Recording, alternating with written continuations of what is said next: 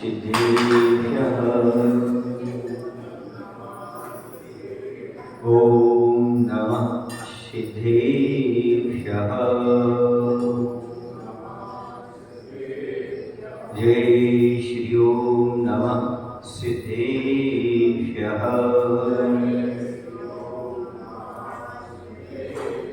नमः श्रीवर्धमानाय निर्धूतिकलिलात्मने सालोकानां त्रिलोकानां यदि विद्यादर्पणायते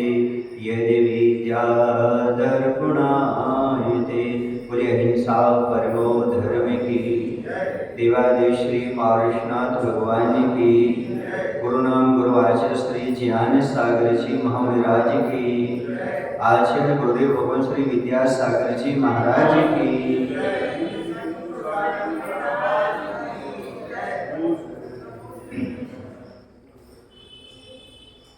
12 प्रकार के तपों में बाह्य तप का प्रकरण चल रहा है और जिसमें औमोदर्य तप की बात अपन कर चुके थे। आज अपन करेंगे वृत्ति परिसंख्यान तप किसे कहते हैं, इसकी चर्चा।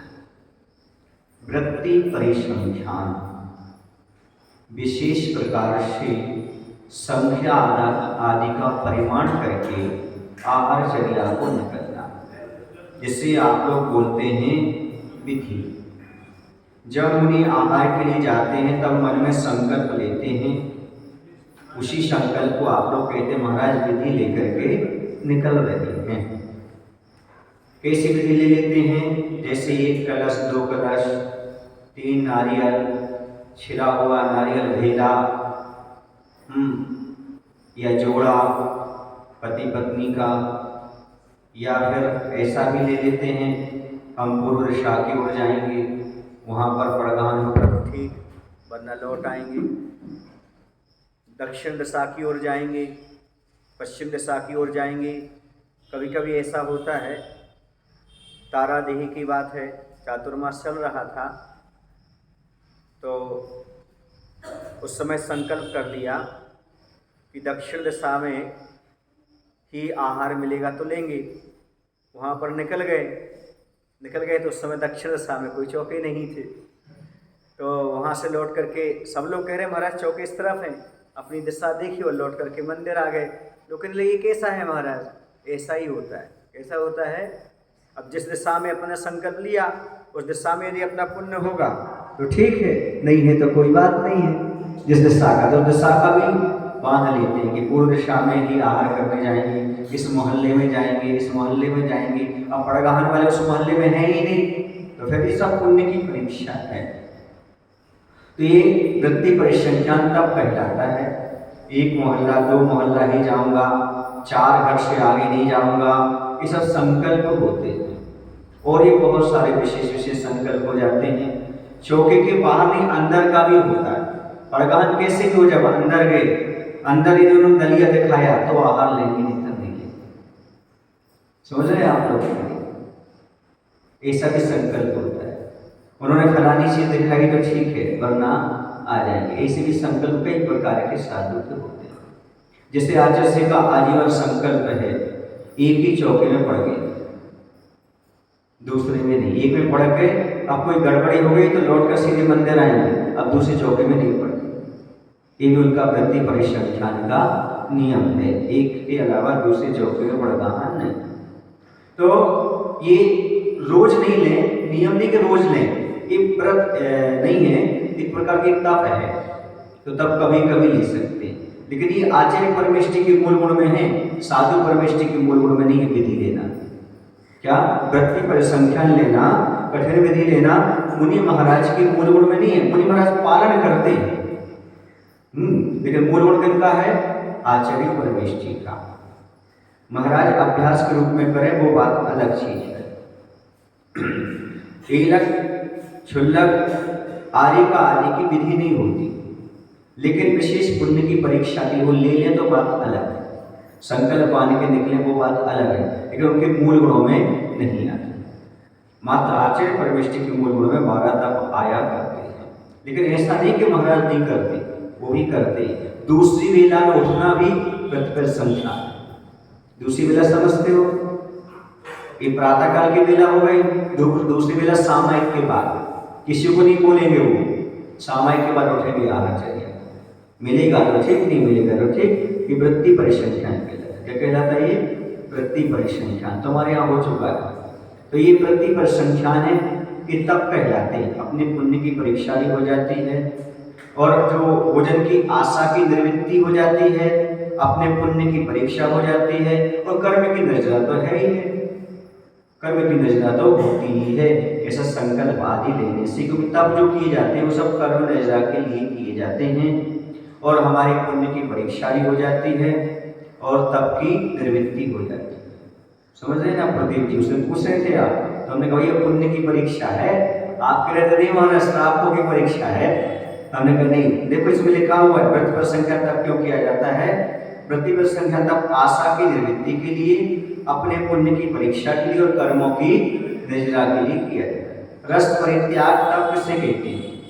6 प्रकार के रस होते हैं। 6 रसों का त्याग करना या किसी एक रस का त्याग करना, ये कहलाता है रस परित्याग।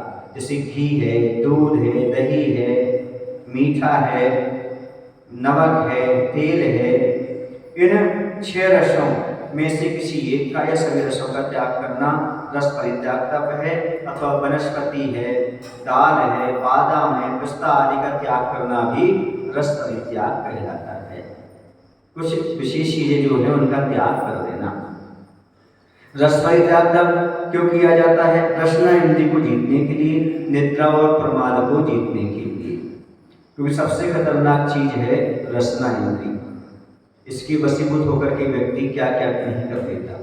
इसलिए जिसका रसना इंद्रिय जिसकी कंट्रोल में है उसका सब कंट्रोल में। रसना से 2 काम होते हैं,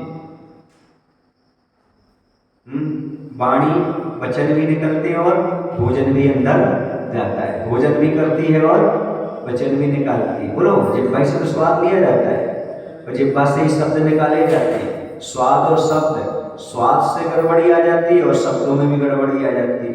इसलिए इसको कंट्रोल में करना बहुत आवश्यक है।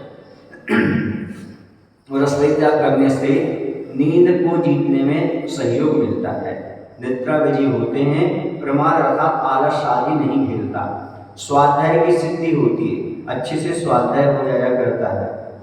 क्योंकि 3-3 बार खाने वाले, समझ रहे हैं ना, और बार-बार खाने वाले इस प्रकार का और सभी प्रकार के रसों का सेवन करने वाले स्वाध्याय नहीं कर पाते। कुछ लोग कहते हैं महाराज जब भी प्रवचन में बैठ तो नींद आने लगती है। क्यों? क्योंकि अति भोजन से निद्रा आती है। इसलिए भोजन पर कंट्रोल होना चाहिए।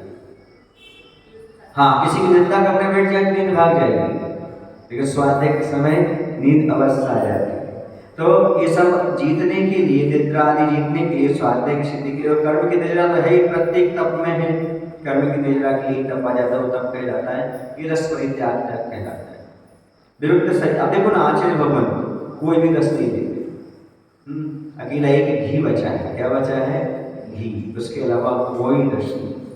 विविध सही आसन तप किसे कहते हैं? स्वाध्याय ध्यान आदि की सिद्धि के लिए एकांत स्थान पर शयन करना, आसन लगाना विविध सही आसन तब कहा जाता है। अच्छे स्वाध्याय हो जाए, अच्छे से ध्यान हो जाए, यहाँ पर अच्छा होता है, स्वाध्याय भी अच्छा हो जाता है और ध्यान भी अच्छा हो जाता है।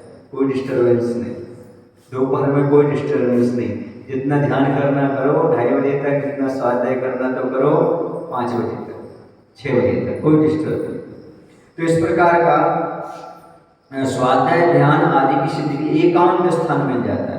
एकांत में शयन करना, आसन लगाना, ये विविध सही आसन तप कह जाता है। फिर आता काय क्लेश तप, आतापन योग। आतापन योग का अर्थ होता है ग्रीष्म ऋतु में धूप में ध्यान करना, ये आतापन हो जाता है। वृक्ष की मूल में निवास अर्थात वर्षा ऋतु में वृक्ष के नीचे रहना, निरावरण शयन करना, शीत ऋतु में खुले आकाश में शयन करना। जैसे आचार्य जी कुंडलपुर के जब तक बड़े बाबा विराजमान नहीं हो गए तब तक कक्ष में शयन नहीं किए। सुन रहे आप लोग की नहीं? तो इस प्रकार से ये शीत ऋतु में खुले आकाश में शयन करना और नाना प्रकार के प्रतिमा स्थान लगा करके आसन लगाना, ये काय क्लेश तप है, यानी शरीर को कष्ट पहुंचाना। क्या पहुंचाना? शरीर, क्योंकि जब तक भगोनी नहीं तपेगी तब तक अंदर का नवनीत तपने वाला नहीं है और घी नहीं बनेगा। परमात्मा पे घी बनाने के लिए शरीर को भी तपाना बहुत जरूरी है। आप लोग वजह से नहीं कि गर्मियों में एयर कंडीशनर में बैठ गए और सर्दियों में एयर टाइट और बरसात में वाटर प्रूफ, ऐसा नहीं। सुन रहे आप लोग की नहीं, ये इंद्रियों की गुलामी की प्रतीक हैं। इसलिए काय के लिए शरीर को तपाना जरूर है, मजबूत करना जरूर है। आपने देखा वृक्ष कितने ताकतवर होते हैं। क्यों होते वृक्ष ताकतवर? वो खुली में धूप, गर्मी, सर्दी सब सहन करते हैं। और आपके बच्चे कैसे रहते हैं? फूक दो तो ऐसी दशा हो जाती है। कब बीमार पड़ गए पता नहीं, कभी सुकुमार। आज मुनि बन गए हम लोग, लेकिन बचपन में वो सुकुमार रहे, तो आज सहन करना बहुत कठिन होता है। सर्दी गर्मी बहुत जल्दी साइड इफेक्ट कर जाती है, क्योंकि परिवार में का वातावरण सुखमय मिलता है। और आप देखो दक्षिण के महाराज कितने मजबूत होते हैं, महाराष्ट्र कर्नाटक के। क्यों होते हैं? क्योंकि वो खेती किसानी करते बचपन से, खुले में पानी में, खुले में आकाश में, हवा में खेती करते रहते, तो मजबूत रहते। और यहाँ बुंदेलखंड के क्यों? क्योंकि यहाँ पर सुकुमारता से पलते रहते। माता पिता चाहते हैं बच्चों को कष्ट ना हो, बच्चों को ठंडी न लग जाए, गर्मी न लग जाए, ऐसे बचाते रहते हैं। तो उनका शरीर वैसा हो जाता। सुकुमार थे, सुकुमार को कैसे रखा था? महल से बाहर नहीं जाने दिया, सूर्य का प्रकाश ही नहीं दिखने दिया, और सरसों का दाना चुभने लगा। उस ज्योति, दीपक की ज्योति उनकी आंखों को आती दिखती और आंखों से आंसू आ जाते। तो शरीर को जैसा बनाना चाहो बचपन से वैसा ढाल सकते हो। इसलिए बच्चों को ज़्यादा सुकुमार मत बनाओ, ताकि आगे चल करके वह कुछ धर्म ध्यान कर सकें। शरीर को सुख मिले ऐसी भावना का त्यागना ही काय क्लेश तप कहलाता है। काय क्लेश तप क्यों किया जाता है? काय क्लेश तप से कष्टों को सहन करने की क्षमता बढ़ती है, जिन शासन की प्रभावना होती है, क्योंकि लोगों को मालूम है साधु ऐसी चीजें करते हैं। सच्चे साधु तो यही है, धर्म की प्रभावना होती जाती है एवं कर्मों की निर्जरा होती, इसलिए काय क्लेश तप किया जाता है। अंतरंग तप के भेद। अब ये बाह्य तप 6 हो गए। कौन कौन से 6 हो गए बाह्य तप? अनशन, अमोदर्य, वृत्ति परिसंख्यान, रस परित्याग, विविक्तशय्यासन और काय क्लेश। अब इसके बाद अंतरंग तप। अंतरंग तप 6 होते हैं। प्रायश्चित, विनय, वैयावृत्त, स्वाध्याय, उत्सर्ग और ध्यान, ये अंतरंग तप माने जाते हैं। प्रायश्चित तप किसे कहते हैं? प्रमाद जन्य दोष का परिहार करना सो प्रायश्चित तप है। व्रतों में लगे हुए दोषों को प्राप्त हुआ साधक जिससे पूर्व किए अपराधों से निर्दोष हो जाए, वह प्रायश्चित तप कहलाता है। समझ गए ना? प्रायश्चित, प्राय माने शुद्धि होती है, चित्त माने मन की शुद्धि, जिससे मन की शुद्धि हो जाए उसका नाम प्रायश्चित है। यदि कोई अपराध हो जाता है, कोई दोष हो जाते हैं, तो गुरु महाराज से निवेदन करते हुए, निंदा करा पूर्वक वो जो प्रायश्चित देते हैं उसको स्वीकार करते हुए और उनका निर्दोष पालन करते हुए जब आगे बढ़ते हैं तो प्रायश्चित तप कहलाता है। यानी अपने दोष को बताना भी तपस्या है, दूसरे के दोषों को नहीं। दूसरे के दोषों को बताना पाप है, संताप है, और अपने दोषों को बताना तप है, आत्मकल्याण में साधक है। लेकिन आदमी करता क्या है? दूसरों के दोष बताता है, ये ताप है, पाप है। और अपने दोष बताना ये तपस्या है। बहुत साहस का काम है अपने दोषों को स्वीकार करना, किसी के सामने बताना कि मैं दोषी हूँ, क्योंकि एक सच्चा इंसान ही अपने आप को दोषी और गलत मान सकता है। बाकी बुरे इंसान तो दूसरों को ही बुरा कहते रहते हैं और जिंदगी निकल गई बुरा कहते हैं। लेकिन प्रायश्चित अपने दोषों का उन्मूलन करने के लिए किया जाता है। ये तपस्या है, ये सहज काम नहीं है। अपनी आलोचना करना हर किसी के बस की बात नहीं है। बहुत बहुत बहुत कसाई मंद चाहिए, कसाई की मंदता से ही आदमी अपनी गलती स्वीकार करता है, कसाई की मंदता से ही प्रायश्चित के भाव होते हैं, वरना हमेशा दूसरे को दोषी ठहराता रहता है। मेरी गलती नहीं उसकी गलती थी, मेरी गलती नहीं उसकी गलती थी, अरे उन्होंने हमारे साथ ऐसा किया, कभी नहीं कहता मैंने उनके साथ ऐसा किया। सुने आप, तो बहुत कठिन है, और कभी कभी तो बार बार अपनी बात को रखना और कठिन होता है। अमरकंटक की ओर बिहार चल रहा था, तो कटनी की बात है। कटनी में उस समय ऐसा हुआ कि थोड़ा रिमझिम पानी गिरा,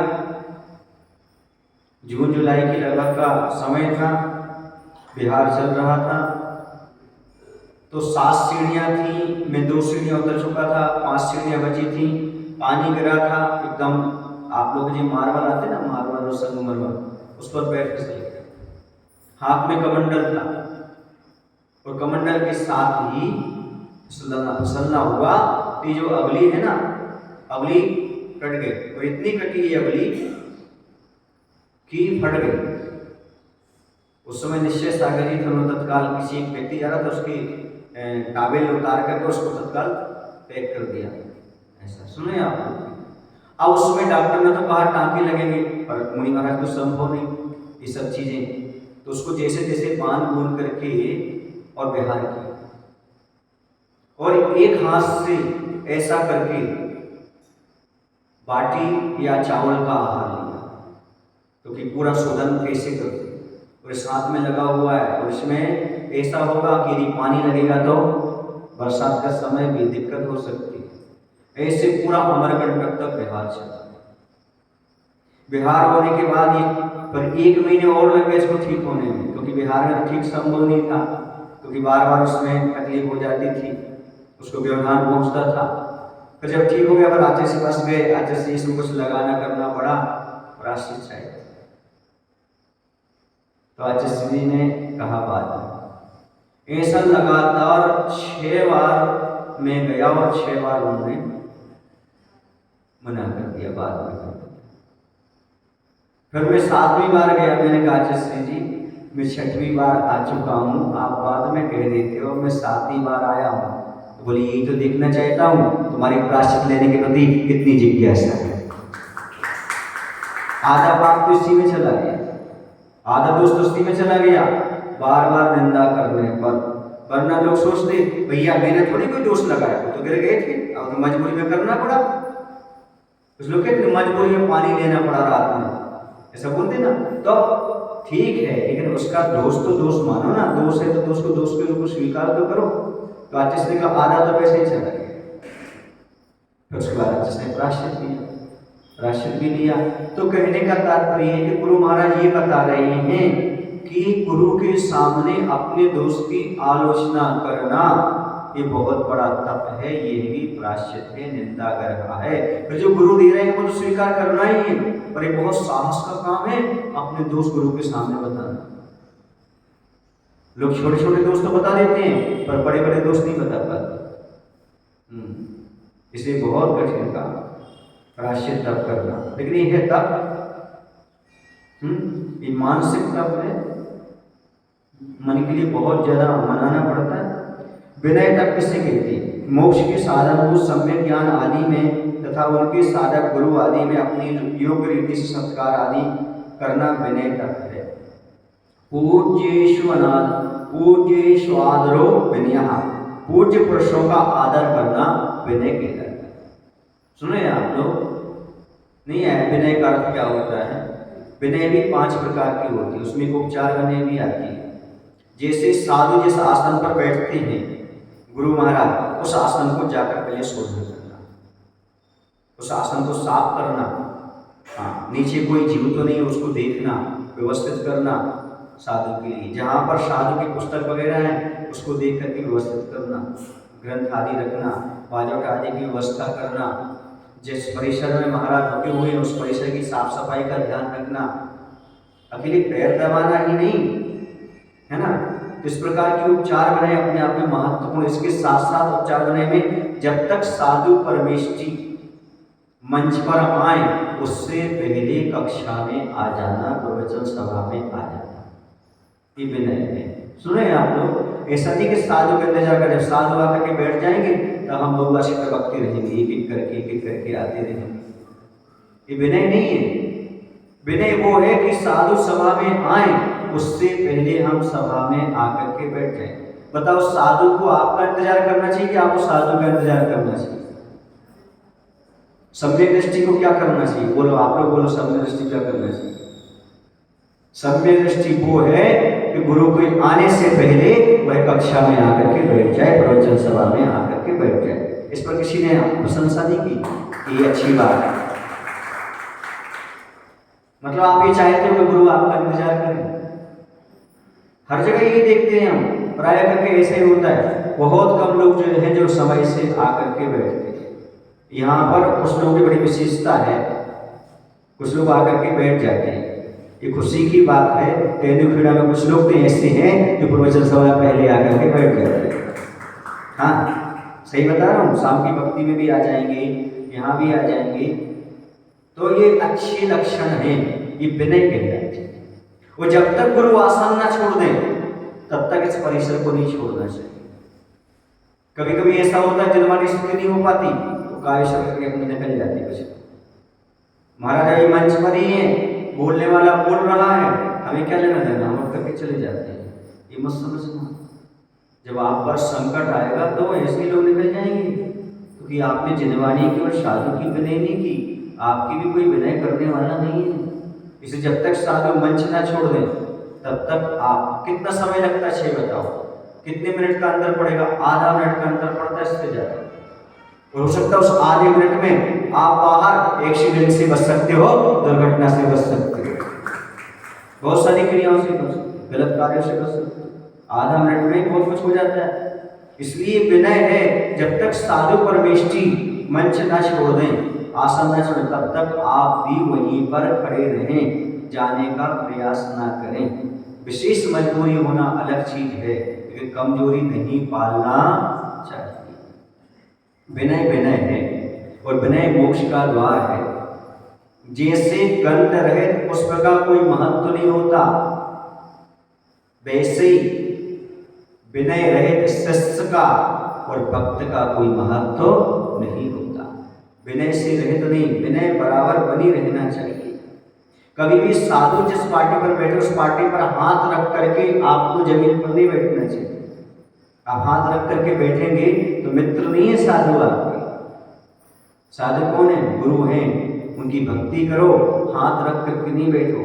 क्यों? क्योंकि विनय समाप्त हो जाती है। क्या समाप्त हो जाती? विनय समाप्त हो जाती है। विनय बनाए रखना चाहते हो तो ज़्यादा बोलना नहीं और पाटे आदि पर हाथ रख करके बैठना नहीं, क्योंकि गुरु गुरु हैं। देखो, आग आग है, चाहो तो भोजन पका लो और चाहो तो हाथ जला लो। जाने अनजाने में हाथ डालोगे तो आग जलाएगी, ऐसे जाने अनजाने में भी अभिनय करोगे तो भी दोस्त तो लगेगी, पाप तो बंद हो गई होगा। हाँ, इसलिए विनय अपनी बरकरार बना करके रखना चाहिए। कुछ लोग कहते हैं वो महाराज जी अच्छे लगते जो हमारी कला पे हाथ रख देते। तो भैया महाराज, आपको आशीर्वाद देने बात अलग है, पर आपको मित्र नहीं बना सकते। क्या करें? आप अभी गुरु के बारे में समझते नहीं हो। गुरु की आप भक्ति करो, उसे वात्सल्य मत मांगो। वात्सल्य तो साधर्मी के प्रति होता है। आप साधर्मी थोड़ी, आप मुनि हो क्या? आपका साधर्मी श्रावक हो सकता है, लेकिन हमारा साधर्मी तो मुनि ही होंगी ना। नहीं है समझ में आपको? तो आप चाहते अरे वो महाराज बहुत वात्सल्य देते हैं, तो वात्सल्य साधर्मी के प्रति होता है। कपड़े उतारो तो देखिए, मुनि बनो फिर वात्सल्य। अभी नहीं, आप महाराज से वात्सल्य और प्रेम मत रखो। हो सके तो गुरु महाराज की, गुरुओं की, साधुओं की वैयावृत्ति और भक्ति करो, इसी में तुम्हारा कल्याण हो सकता है। विनय के रूप को समझो आप, क्या चीज है क्या नहीं है। ये समझो कि आचार्य श्री ने हाथ उठा दी, आशीर्वाद दे दिया, पर्याप्त है। अब जब मूलाचार ग्रंथ पढ़ रहे थे तो पढ़ते समझ में बहुत अच्छी बात लिखी। उसमें लिखा साधुओं को साधुओं की विनय करना चाहिए। क्या लिखा? थोड़ा सा झटका सा लगा, क्या कहना चाहते हैं वहां पर? तो वहां पर लिखा कि क्या विनय करना चाहिए। विनय इतनी ही पर ऐसा नहीं आओ बैठो, ऐसा नहीं। विनय का कितना कहना उससे, बस उसने नमोस्तु किया है, उसकी नमोस्तु को स्वीकार कर लेना ही उसकी विनय है, यानी आशीर्वाद दे दो उसको, हाँ धन वृद्धि रस्तु, तो उसे लगे हाँ होता है ऐसा। कई बार श्रावक चाहते हैं कि हमें आशीर्वाद मिल जाए, बताओ क्या चाहिए। एक सत्य प्रकाश जी थे, डॉक्टर साहब थे, सर्जन थे वो, तो वह दिल्ली के रहने वाले थे। अमरकंटक में उस समय चातुर्मास चल रहा था, वो प्राय करके हमारे पास आते थे। उनके पास एकांत की बहुत सारी शंकाएं रहती थी, तो हमारे पास बैठ करके शंका समाधान किया करते थे, और हमेशा 10-15 मिनट समय ले लेते थे उस शंका समाधान के। तो वह एक बार अपने बच्चों को लेकर के आए और उन्होंने कहा बहुत अच्छे महाराज हैं, हम आपको उनसे मिलाएंगे और जो आपकी मन की शंकाएं हो सब समाधान कर लेना, अच्छे से वो उत्तर दे देंगे। और उस समय क्या हुआ कि हमारा संकल्प था कि पौन घंटे तक हम किसी से बात नहीं करेंगे, तब तक स्वाध्याय करते। वह आकर के बैठ गए अपने बच्चों को लेकर के, हम स्वाध्याय करते रहे, 15 मिनट तक बैठ के रहे। उन्हें लगा कि हम बच्चों को तो कह के आए थे कि महाराज जी बात करते हैं बहुत अच्छे, और महाराज तो देख ही नहीं रहे, बच्चों पर क्या प्रभाव पड़ा, उठकर चले गए। और महाराजों के दर्शन करके फिर आ गए। अब फिर अभी 15 मिनट हुए थे, 30 मिनट हुए, थोड़ी बैठे रहे, फिर चले गए। हमने देखा तक नहीं, हाथ समझ में तो आया जी आए हैं, वैसा कोई एक्शन नहीं लेना, आशीर्वाद ना कुछ ऐसा। फिर उसके बाद स्वाध्याय पूर्ण हो गया, पौन घंटा में फिर आए और उन्होंने नमोस्तु किया। हमने कहा और सत्य प्रकाश जी आ गए, अरे उनकी आंखों से आंसू आ गए। बोले महाराज जी मैं तो समझ रहा था आप भूल गए, धन्य है हम जो आपकी स्मृति में आज भी जी रहे हैं, आज भी जी रहे हैं। हमारा पूरा पैसा वसूल हो गया, किराया वसूल हो गया, थकान दूर हो गई महाराज, आपने देख लिया और बात कर ली। सुने आप लोग इस श्रद्धा भक्ति के महाराज उनकी विनय देखो, गदगद हो गए, वो आपने बात कर ली। हमने कहा नहीं ऐसी कोई बात नहीं थी, स्वाध्यायशील व्यक्तियों को हम समय दे देते हैं, जो काम की बात करते हैं उनसे हमें कोई दिक्कत नहीं है, हम आलतू फालतू बातों में अपना समय बर्बाद नहीं करते, बोलो। तो उन्होंने पर शंकाएं रखी, उनके बच्चों को अच्छा लगा। तो कहने का तात्पर्य ये है, यदि साधु की स्मृति में आप आ गए तो समझो आपने बहुत बड़ा काम कर लिया। लेकिन आओगे कब, जब कोई तत्व की बात करोगे, कोई धर्म ध्यान की बात करोगे, तब अपने आप में उनका समय आपको मिल जाया करता है। समझ गए आप लोग कि नहीं? तो फिर इसके बाद विनय के बाद आता वैयावृत्ति। वैयावृत्ति तब किसे कहते हैं? और एक बात बता दो, जब भी आपको शंका हो तो हाथ जोड़कर ही पूछना। कैसे पूछना? गुरु महाराज से, कोई भी साधु हो और व्रती हो तो उनसे क्या करना, हाथ जोड़ करके व्रती हो, जय जिनेन्द्र वंदना करते हुए, छावी करते हुए, सुने ना बंदामी करते हुए आएगा और समझा से नमोस्तु महाराज। उसके बाद शंका प्रारंभ करना, सीधी शंका कभी नहीं रखना, विनय विनय कही जाती है, विनय के साथ ही पूछा जाता है। पहले हाथ जोड़ लो, वो देखने लगे तो फिर कुछ कहना चाहेगा, उनको डिस्टर्ब नहीं करना। स्वाध्याय कर रहे हो, पढ़ाई कर रहे हो, उसमें क्या नहीं करना, डिस्टर्ब नहीं करना। वैयावृत्ति, अब अगला तब आता वैयावृत्ति तब अपने शरीर व अन्य प्रासुक वस्तुओं से मुनियों व त्यागियों की सेवा करना, उनके ऊपर आई हुई आपत्ति को दूर करना वैयावृत्ति कहलाती है। मात्र पैर दबाना, हाथ दबाना ये वैयावृत्ति नहीं कहलाती। वैयावृत्ति का अर्थ है उन्हें जब जो आवश्यक है वह करना, सो वैयावृत्ति है। मान लो आपके ठंडे हाथ में, महाराज को ठंडे हाथ लगाना उस समय ठीक नहीं लग रहा है, तो वैयावृत्ति ना करो, यही वैयावृत्ति है। ऐसा नहीं हम तो करके जाएंगे, आए हैं तो अच्छा ठंडी हो चाहे गर्म, आप तो सहन करो, तो गर्म हो जाएंगे। कुछ लोग ऐसे भी कहते हैं वो तो गर्म हो जाएंगे महाराज 5 मिनट में, मतलब महाराज को हीटर समझाया आपने, वहीं गर्म करने के लिए आए थे। भैया वैयावृत्ति उससे कहते हैं जो महाराज के लिए आवश्यक हो, उनके संयम में सहयोगी हो। समझ में आ रहा आपके लिए वैयावृत्ति क्या कहलाती है? जैसे महाराज ने कहा कि भाई अभी हम स्वाध्याय कर रहे हैं, बातचीत मत करो, आप भीड़ लगा कर खड़े हो गए, तो ऐसा नहीं, जब जो आवश्यक हो उसकी पूर्ति करना, और जब जरूरत हो तब एक भी व्यक्ति ना दिखे, तो ऐसा नहीं होना चाहिए। वैयावृत्ति उससे कहते हैं जब महाराज के जो अनुकूल हो वैसी व्यवस्था करना, उन्हें किसी प्रकार का विकल्प पैदा नहीं करना, समाज में रहते हुए उन्हें निर्विकल्प रखना भी एक बहुत बड़ी वैयावृत्ति कहलाती है। आपस की बातें महाराज तक ना पहुंचे, ये भी वैयावृत्ति कहलाती है। महाराज को अपना धर्म ध्यान करने दो।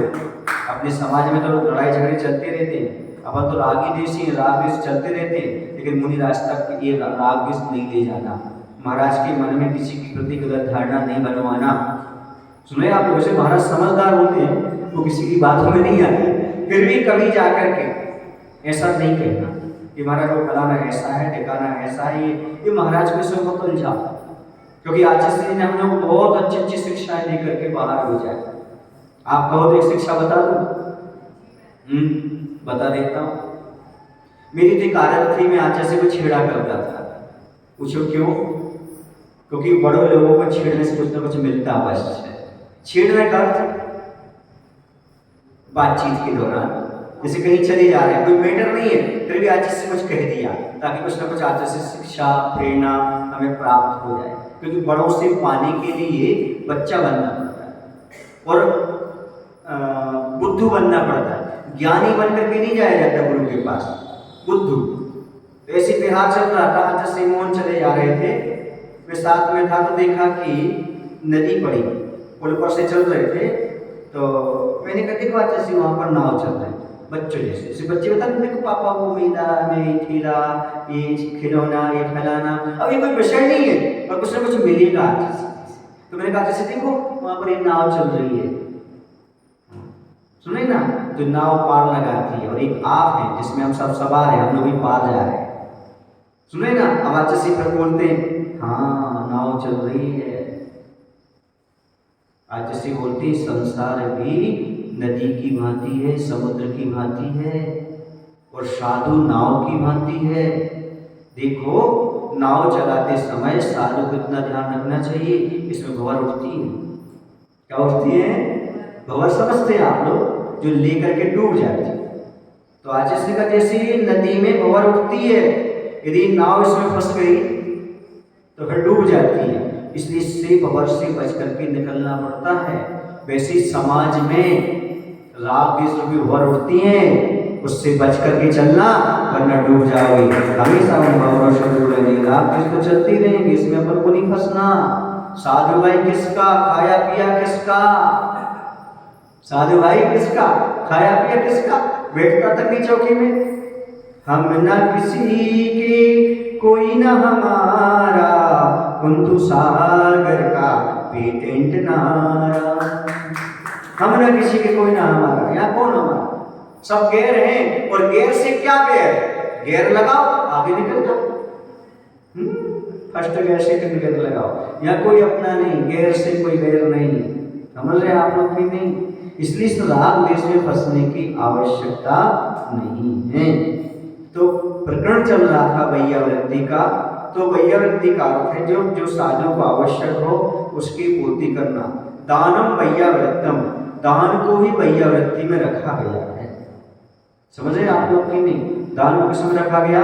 वैयावृत्ति के अंतर्गत रखा गया है। जैसे कुछ पुरुष कहते हैं हमारी गाँव की वैयावृत्ति कैसे करें, तो आहार दान के माध्यम से करो। जैसे बच्चियां महिलाएं कहती हैं हम साधु की वैयावृत्ति कैसे करें, तो आहार दान के माध्यम से करो, औषध दान के माध्यम से करो। ये भी एक वैयावृत्ति है। दान के भाव हर किसी के नहीं होते। आगम ग्रंथों में लिखा हुआ है कि जो व्यक्ति वैयावृत्ति नहीं करता उसके व्रत नियम आदि ऐसे समाप्त हो जाते हैं जैसे ठूंठ वृक्ष से पक्षी हो जाते हैं। समझ रहे हैं आप लोग? ठूंठ वृक्ष पर कभी पक्षी बैठेगा? नहीं बैठता। ऐसी जो वैयावृत्ति नहीं करना चाहता साधु, समझ लेना उसके कोई व्रत नियम है ही नहीं, कोई वैयावृत्ति का भाव नहीं होता। तो किसके व्रत, कौन से आवश्यक, कौन का पालन, कुछ नहीं कर पाते। एक डॉक्टर साहब थे, वो थोड़े पैरों से लाचार थे, लेकिन वो नियम से आते थे रात्रि में 9 बजे वैयावृत्ति करो। उनसे कहते थे डॉक्टर साहब आप मत आया करो। कहते थे नहीं महाराज, चाहे कुछ भी हो जाए मैं अपना धर्म नहीं भूल सकता, मरते दम तक यदि मेरा हाथ उठ रहा है तो मैं साधु के पैर अवश्य लगाऊंगा, वैयावृत्ति को अवश्य खाऊंगा। अब इससे गई जी सुलवानी वाले, आपको आश्चर्य होगा कोरोना काल में वो समाप्त हो गए। उनका पैर से थोड़े लाचार हो रहे थे और उससे चलते थे लकड़िया से, लेकिन भैया वृत्ति के अंदर नियम से आते थे। उनको कोरोना हो गया तो परिवार के लोगों ने कहा वो हॉस्पिटल में है, लेकिन चिंता ये कर रहे हैं कि महाराज जी से कह दो कि महाराज श्री आश्चर्य हम ना निकले, कोरोना ज्यादा फैल रहा है। हमने कहा उनसे कहो वो अपना ध्यान रखें। किसका ध्यान है? वो अपना ध्यान नहीं। उस समय में वो किसका विकल्प है? साधु का, क्योंकि जो हमेशा भैयावृत्ति करता रहा उसी का तो ध्यान इस प्रकार का आएगा। जो नहीं किया कैसे ध्यान आएगा साधु परमेश जी का? तो ये भैयावृत्ति हर किसी के बस की बात नहीं। जो वात्सल्य नहीं रख सकता, भक्ति नहीं सकता, जो गुणों से प्रेम नहीं कर सकता, वो कभी भैयावृत्ति साधु की कर भी नहीं सकता। ये जगह तो इतना तक लिखा है, जो भैयावृत्ति नहीं करता उस समाज और संघ को तोड़ने का काम करता है। क्यों? क्योंकि साधु परमेश्वरी नगर में है और वो नहीं आ रहा है, अतः समाज का है कहाँ? उस संघ को, समाज को तोड़ने का काम कर रहा है यदि भैयावृत्ति नहीं करता है। समझ में आ रहा है आपको? कुछ नहीं आ रहा है, आ तो रहा है महाराज जी। पर क्या करें, फलाने व्यक्ति पहुंच जाते भैयावृत्ति को तो हम नहीं जाते, हम जाते हैं तो फलाना व्यक्ति नहीं जाता। ये जब तक चलती रहेगी संसार की नीतियां, तब तक कभी धर्म नहीं कर पाओगे। हर काल में एक दूसरे की विरोधी रहे, हर काल में एक न एक दूसरे से पटरी नहीं खाई, लेकिन फिर भी धर्म ध्यान चला है और धर्म करने वाले धर्म कर गए। दुर्योधन भी रहा, युधिष्ठिर भी रहा, तुम दुर्योधन मत बनो, तुम युधिष्ठिर बन करके धर्मराज बन करके कल्याण करो, इसी में बताया जाए। तो भैयावृत्ति कई प्रकार की हुआ करती है, एक ही प्रकार की भैयावृत्ति नहीं होती। यदि आप समझ सको तो सब प्रकार से कर सकते हो। अनुकूलता बनाने का नाम भी भैयावृत्ति है, शास्त्रों का व्यवस्थित करना भी भैयावृत्ति है। और आप कई प्रकार से आप कर सकते हो, लेकिन मन में यदि गुणों के प्रति अनुराग हो तो होता है। इसके प्रति, गुणों के प्रति अनुराग हो तो हो सकता है। ऐसे लोग रहे हैं जिन्होंने भैयावृत्ति के माध्यम से बहुत काम किया। आज भी ऐसे वर्तमान में लोग हैं जो रात दिन भैयावृत्ति करते रहते हैं। आपको विश्वास नहीं होगा, मैं बता रहा हूँ, राजस्थान जिले में बरेली गांव है, अभी अक्षय सागर जी महाराज का चतुर्मास चल रहा है। वहाँ पर उस समय ऋषभ श्री वगैरह और मंत्री गोपाल वास्तव वगैरह, कभी कभी जैसे प्रॉब्लम होती थी रात्रि आदि में, तो हमें छत पर जंगल जाना पड़ता था। सुबह देखते थे तो वो आते थे और स्वयं गंदी को उठाते थे और बाहर ले जाते थे। हमने उनसे कहा तुम ही लोग करते हो? बोले महाराज जी बच्चों की सेवा तो खूब कीजिए, ये सौभाग्य है मुनि महाराज की सेवा करने का अवसर मिलता है। ऐसे भी भैयावृत्ति करने वाले लोग रहे जिन्होंने कभी किसी नौकर वोकर से काम नहीं कराया, स्वयं करेंगे, स्वयं व्यवस्थित करेंगे, स्वयं आते थे कमरे में, जहां बैठते थे उस कमरे में झाड़ू लगाते थे, पाटा लगाते थे। वो कहते सौभाग्य कब मिलेगा हमारे? ये भैयावृत्ति के भाव अंतरंग से, ऐसा नहीं कि आदेश दे दिया फलाने को ऐसा करना है, नहीं, ये तो मेरा कर्तव्य है, ये काम नहीं कर पाया तो क्या कर पाया? मुनि को आसन नहीं लगा पाया तो क्या लगाया? मुनि के कमरे को स्वच्छ नहीं कर पाया तो क्या किया? ऐसी अंतरंग से भावना उत्पन्न होती है भैयावृत्ति की। इतना तक लिखा, अनंत भगवान की पूजा करना भैयावृत्ति। अनंत भगवान के बाद अनंत भगवान की क्या भैयावृत्ति हो गई? फिर भी लिखा भैयावृत्ति है, पूजन ही भैयावृत्ति के अंतर्गत रखा।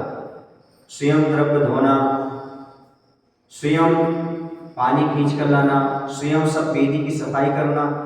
वेदियों में कभी भी पेंट शर्ट वाला प्रवेश नहीं करता था। अब आज की परंपरा नहीं पता, अतिशय इसलिए समाप्त हो रहे हैं। पेंट शर्ट पहले पहने कहीं भी जा रहे हैं दिन भर, 1 नंबर 2 नंबर, और वही जाकर के घर वहाँ वेदी में घुस जाते हैं। तो वेदी की पवित्रता और विनय तो बना करके रखो। अतिशय क्यों घटित नहीं होती? इसलिए नहीं होती। वहाँ स्वयं जाकर के धोती दुपट्टा पहन करके काम करते थे। मैंने तो बचपन में देखा, पिताजी के साथ मंदिर जाता था तो स्वयं बर्तन धुलते थे पूजन की, स्वयं कुएं से पानी, स्वयं द्रव्य, स्वयं सब कुछ। सबसे पहले जाना और क्या कहलाती है? लुंगी कहलाती, लुंगी हटा के लपेट ली नहा धो करके, फिर जाकर के पहले झाड़ू लगाना मंदिर की वेदी की, मंदिर की परिसर की, फिर आ जाना, फिर आकर के फिर स्नान करके फिर पुनः द्रव्य वगैरह सजाना, सब कुछ करना। ऐसा मैंने स्वयं किया है पिताजी पहले। फिर वो जो द्रव्य स्थिति वो दे दिया, वो बाहर के परिसर में काम करता था, लेकिन जहां तक वेदी है वहां तक किसी का प्रवेश नहीं, पुजारी पूजा करने वाले के अलावा किसी के। अब क्या होता? पुजारी, माली और बारी पारी, इनने बिगाड़ डाला।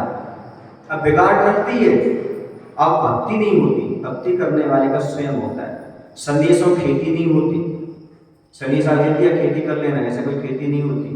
दान दूसरे के हाथ से नहीं होता, वैसे धर्म भी कभी किसी दूसरे के हाथ से नहीं होते, ये स्वयं के हाथों से किया जाता है। ये भैया तब हुआ। आगे का बात में बोले महावीर भगवान की जय, आचार्य विद्यासागर जी महाराज की जय। जावानी के जानते हैं सूझे लो कालो, सोवाणी वस्त्र धरो सदा ने तोड़ो, तेज नवानी भारती माँ तो जपुंड में, जो तेरो शरणा मिले सो पावे सुख छी।